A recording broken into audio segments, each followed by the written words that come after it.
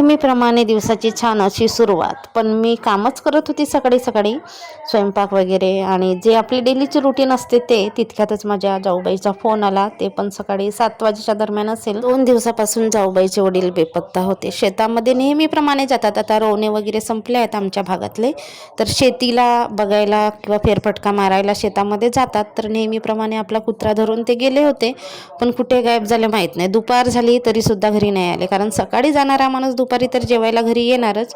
दुपार झाली तरी नाही आले, मग संध्याकाळ झाली तरी नाही आले. मग सगळ्या लोकांनी शोधाशोध केली, नदी नाले ओढे, आणि आमच्या भागामध्ये तडे पण जास्त आहेत, जंगल पण जास्त आहेत, आणि जंगलामध्ये वगैरे गेले असतील कदाचित, म्हणून जंगलामध्ये वगैरे पण सगळं शोधाशोध केली.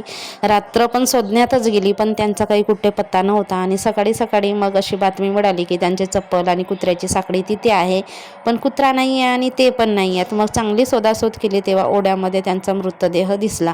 मग आम्ही पण गेलो पटकन. रुद्रांश आला शाळेतून, एकतर तो शाळेत गेला होता, शाळेतून आला, मग आम्ही पण गेलो मैतीला. पोलीस केस झाली, PM वगैरे झालं, आणि मग अर्ध्या 1 तासामध्येच पटकन त्याचे अंत्यविधी वगैरे करण्यात आले. जाऊबाईचे वडील होते तरी सुद्धा मला पण माझ्या वडिलासारखे वाटत होते, कारण जाऊबाईच मला माझ्या बहिणीसारखी आहे. वडील भाऊ पण आमचं तेवढंच नातं छान होतं.